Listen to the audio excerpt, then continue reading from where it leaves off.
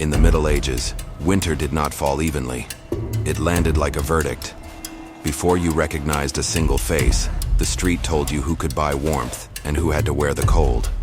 On one side, servants have swept the slush from the stones outside a noble residence, and crimson and blue flicker through an open doorway, as if the season has agreed to behave itself indoors. On the other, the mud is trampled black by bare heels, split shoes, and wooden clogs already slick with filth. The air bites every inch of exposed skin, and for most people, exposed skin is exactly what poverty leaves behind. Cold was never just weather. Cold was rank. Cold was permission. And clothing made the hierarchy visible from the far end of the street. If you belong to the 99%, your winter clothes are not really an outfit. They are a failing defense. Wool, if you can get it, is coarse enough to scrape your neck raw and stiff enough to remember every old rain. Linen sits underneath when fortune allows it, but fortune usually allows very little. Your tunic is patched from different seasons of hardship, one piece darker from smoke, another thinned by too many washings in cold water and ash. Nothing matches. Nothing falls the way it should. The cloth twists, sags, and rubs because it was never cut for elegance. It was cut to lose heat more slowly, to survive one more winter, then another, then one more after that. Even the smell gives you away. Damp fibers, old sweat, hearth smoke, and the sour trace of a body that cannot afford the luxury of frequent laundering. If you belong to the 1%, the same mourning looks staged for a different species. Their garments do not merely cover the body, they stage it. Fine linen lies against the skin, dyed wool settles over it, and silk may appear wherever wealth and trade allow vanity to travel across continents. Sleeves swell wider, hems fall heavier. Cloaks spread broader because fabric itself is part of the performance. A lord does not simply stay warm, he makes warmth visible. A wealthy woman does not merely resist the wind, she turns resistance into spectacle with fur trim, rich color, tight lacing, brooches that catch candlelight, and a hood or mantle no field worker would dare drag near a ditch or market gutter. For the poor, winter is something you endure. For the rich, it becomes something you wear well. Even color can feel like an insult. In the lanes where poor families huddle, winter wears the shades of necessity. Mud brown, smoke black, tired gray, and the yellowed off-white of linen that has seen too much life. Among the rich, crimson, deep blue, forest green, and warm scarlet move through the hall like private property taken from the sky and earth. Brilliant dyes were expensive because beauty had a supply chain. Sheep had to be raised, fibers spun, cloth woven, dye materials gathered or imported, labor paid, finishing done by hands that would never enjoy the result. Every bright sleeve passing through a manor doorway was a quiet parade of invisible workers. The poor froze in the colors of survival, while the rich glowed in colors that proved they could command time, land, craft, and trade. Subscribe to keep exploring the side of history most people never see. What keeps you warm if you are poor is not elegance but trapped air, luck, and stubbornness. You pull on one rough layer, then another. Not because it flatters the body, but because bulk is a shield. Yet bulk only works when the fabric still has strength. By midwinter, many garments are thinned at the elbows, split at the seams, shiny with wear at the knees, and permanently damp near the hem from puddles, slush, and animal filth. Cloaks are treasured because they turn into blanket, wall, hood, and shield. But a poor cloak is often more wish than protection. Wind slips through the weave. Rain settles into it. Frost hardens it by dawn. You do not wear warmth so much as negotiate with the cold and hope your body can pay the difference. The rich negotiate from another position entirely. They own interiors that help their clothes do their job. Thick walls, smaller drafts, tapestries, fires continually fed by wood. Others must chop, carry, and ration. All make layered garments more effective. Warmth is cumulative. Fine underclothes stay dry longer when you do not labor in sleet. Fur linings matter more when you can sit near a hearth instead of hauling water across a yard crusted with ice. A noble mantle draped inside a hall behaves like luxury. The same cloth dragged through a peasant mourning would become a burden in an hour. Wealth does not only buy better garments, it buys the conditions that let garments remain beautiful, dry, and useful. Think about hands. The poor need them uncovered. You cannot tie bundles, gut fish, lift pails, scrape hides, mend fencing, twist rope, gather dung for fuel, or sort damp grain with elegant gloves. If you have mittens or wrappings, they are removed the moment work begins, and that moment comes early. Fingers split, nails go dark, knuckles redden, then pale, then ache with the dull warning of deeper cold. The rich can afford accessories that complete an image and reduce discomfort. Lined gloves, better sleeves, cuffs that do not fray open after a month of hauling the world. Even the ability to keep your hands warmer is a form of status, because it means somebody else is doing the worst part of the winter work. Shoes may be the cruelest difference of all. A noble boot or fitted shoe is no fantasy of modern insulation, but it is still made for a life that avoids the deepest mud. It is maintained, repaired, dried properly, and replaced before failure becomes disaster. The poor walk in leather gone thin, in mismatched soles, in wooden clogs that protect from muck but punish every frozen step, or in wrappings that surrender quickly once the wet gets in. And wet always gets in. Streets are not clean white winter postcards. They are cold soup made of slush, manure, ashes, kitchen waste, and churned earth. Once your feet are soaked, the rest of the day becomes a countdown, measured in numbness. Head coverings tell their own story of rank and exposure. A hood, cap, veil, coif, bonnet, or hat can matter enormously in winter because heat leaves fast where wind finds skin. But there is headwear, and then there is headwear that truly protects. For the poor, a hood may be thin, misshapen, borrowed, or permanently damp from fog and breath. It keeps off some rain, not enough cold. For the wealthy, the same category of garment becomes another stage for texture, shape, trim, and insulation. A lined hood fits better, lasts longer, and can be part of a whole ensemble designed to preserve comfort while preserving dignity. The poor dress to interrupt suffering. The rich dress so that even protection looks graceful. And grace matters because medieval clothing was never only practical. It signaled obedience, ambition, restraint, and place. Sumptuary rules in some regions tried to dictate who could wear what, not because cloth was trivial, but because cloth threatened to blur the lines power depended on. If a merchant dressed too richly or a servant looked too polished, social order could feel less stable. The idea that only certain bodies deserved certain textures was stitched right into the culture. Warmth itself became coded. Fine fur against noble shoulders did not just say this person is wealthy. It said this person is meant to be seen as wealthy. And everyone shivering nearby is meant to understand that difference as natural. What feels crueler to you here? The winter itself, or a world that turned warmth into rank? Meanwhile, the poor are living inside garments that remember labor. The hem is stiff from old mud. The sleeve carries a sheen where it has brushed greasy work again and again. Smoke seeps into everything because fire is both comfort and necessity. And homes without proper chimneys teach every cloth in the room to smell like incomplete burning. If you sleep in what you wear, and many do, then night never really resets the fabric. You wake inside yesterday's fatigue. The tunic you wore to fetch water becomes the blanket you pull over yourself, then the same layer you wear back into dawn. Clothing is not rotated like fashion. It is endured like weather. For the wealthy, one of the quietest luxuries is spare fabric. More garments, better garments, garments for different settings. Something heavier for travel, something finer for the hall, something formal for display, something less precious for ordinary private hours. Storage itself becomes part of the class divide.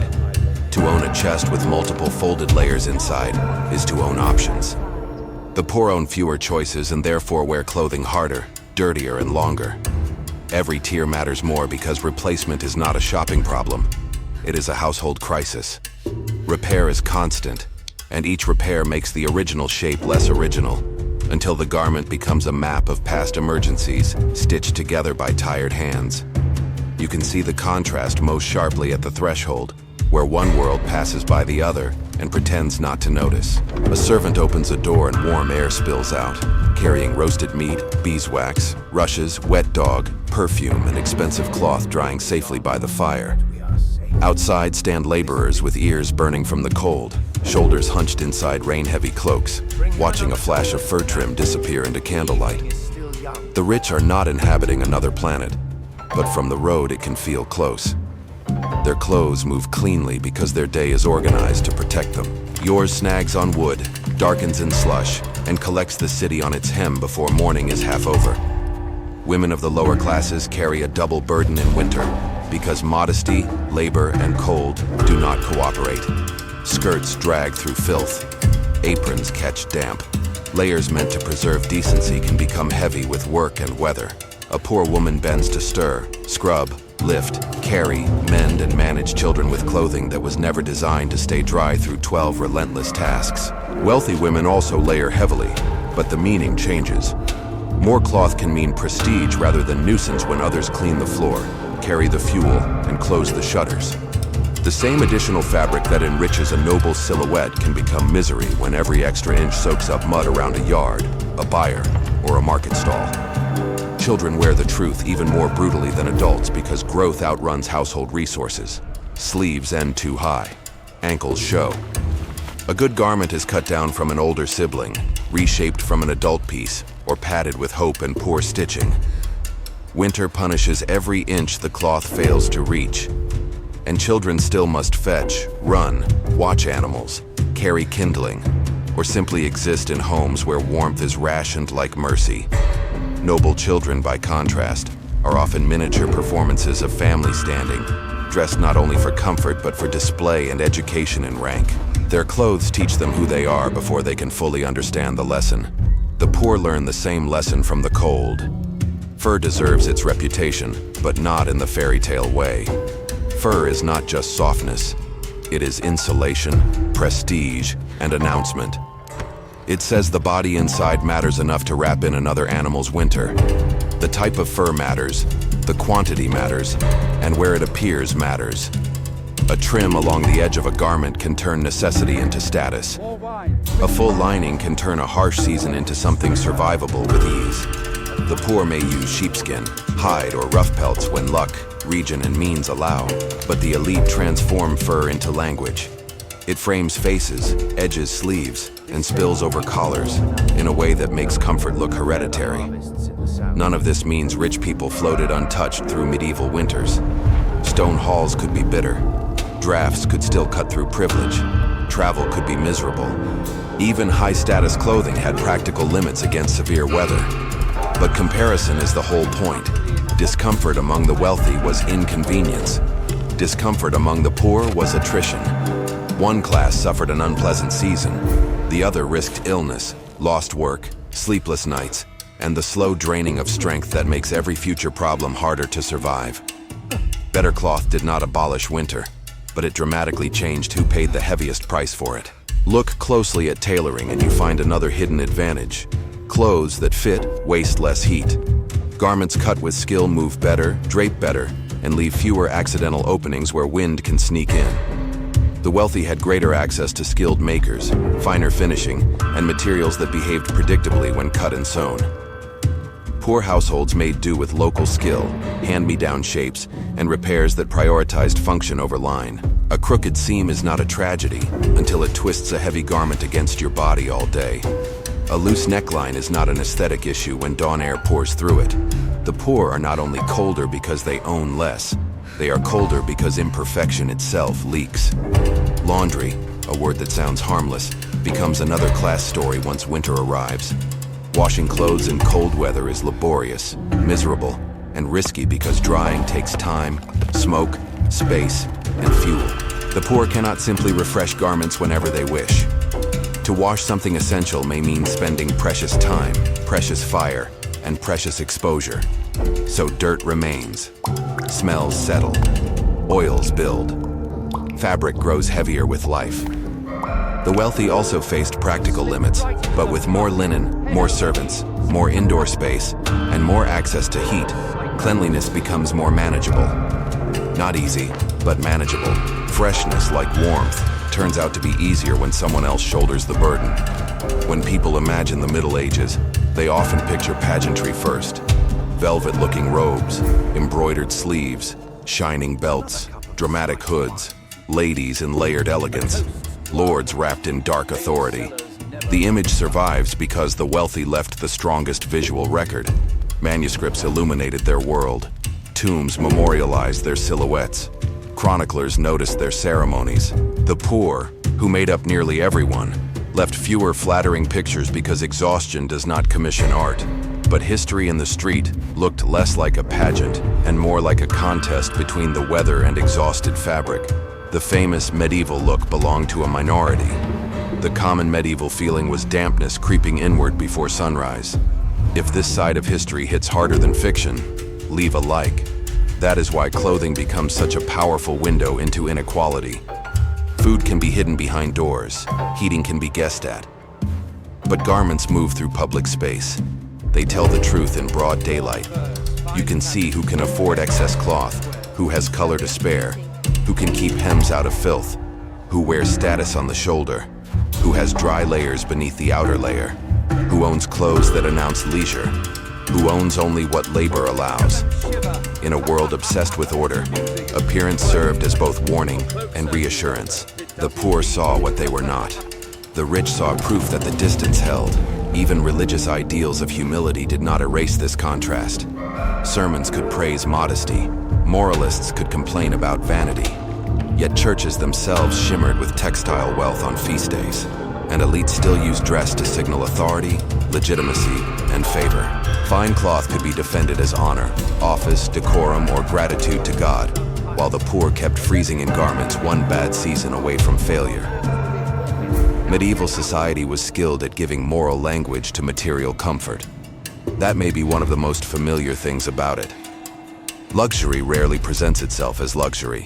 It presents itself as correctness, taste, order, or tradition.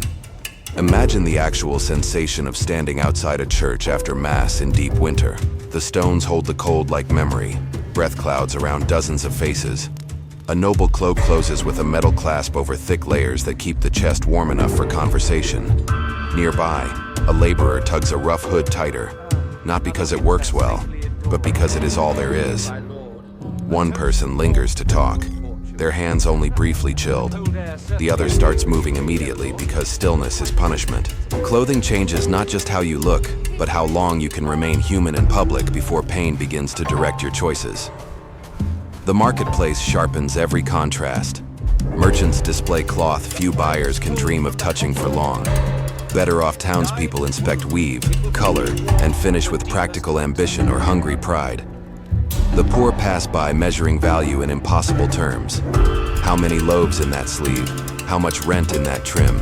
How much winter fuel in that lined mantle? To the elite, clothing is an investment, a signal, sometimes a pleasure. To the poor, clothing is arithmetic with terrible margins. How long before the soul gives way?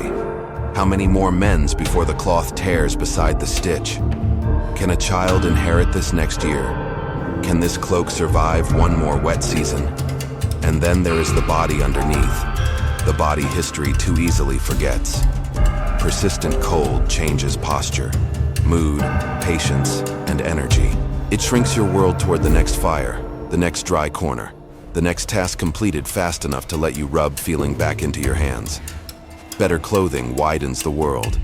It gives you more attention to spare, more dignity and stillness, more ability to sit, speak, supervise, or travel without being consumed by discomfort. The rich did not simply look different. They inhabited time differently because their garments reduced the tax winter placed on every waking minute. There is cruelty in that elegance, even when no one says a harsh word. A fur collar in a freezing season can be beautiful, but it is also evidence. Evidence that somebody has enough surplus to turn insulation into style. Evidence that the labor of many has condensed into the ease of a few. Evidence that warmth, color, texture, and comfort are being distributed according to rank, not need. You do not have to imagine a dramatic confrontation to feel the injustice. It lives in smaller moments. The peasant child staring at dyed cloth, the servant shaking out a lord's cloak while wearing rags under her own, The cart driver splashed with winter mud as embroidered hems pass untouched. Hollywood loves the medieval rich because wealth photographs well. Candlelight loves polished metal and deep colors. Fur catches gold beautifully. Stone halls look grand on screen. What films rarely linger on is the ordinary majority outside the frame. The people whose clothing smelled of work, whose knees were always damp, whose sleeves wore thin where life rubbed hardest, whose winter wardrobe was less an outfit than a defensive position. The contrast is not glamorous, and that is exactly why it matters. The Middle Ages were not only a world of crowns and embroidered gowns, they were a world where most people met the cold with garments already half defeated. So when you picture what the 1% wore while the 99% froze, do not stop at luxury. See the whole arrangement. See dyed wool against candlelight, fur at the collar, lined gloves, dry shoes, fitted hoods, spare layers folded in chests, and cloaks that served ceremony as much as survival. Then set against it the rough tunics, patched linen, soaked hems, split shoes, smoke-stiff cloaks, bare fingers, and growing children wrapped in altered hand-me-downs. One side wore winter as a symbol, the other wore winter as a sentence. That may be the most revealing thing clothing can do across the centuries. It can turn class into something visible enough to feel. Long before statistics, before modern economics, before charts and reports, the body already knew the truth. Who gets softness? Who gets dryness? Who gets color? Who gets another layer? Who gets to stand still without shaking? Medieval fashion was not just about taste. It was about protection, power, and permission. And on the coldest mornings, when the rich stepped out wrapped in the work of others and the poor stepped out wrapped in necessity, the hierarchy of the age was not written in law alone. It was worn. And if you want to see the next brutal layer of this divide, watch what the 1% ate while the 99% starved in the Middle Ages.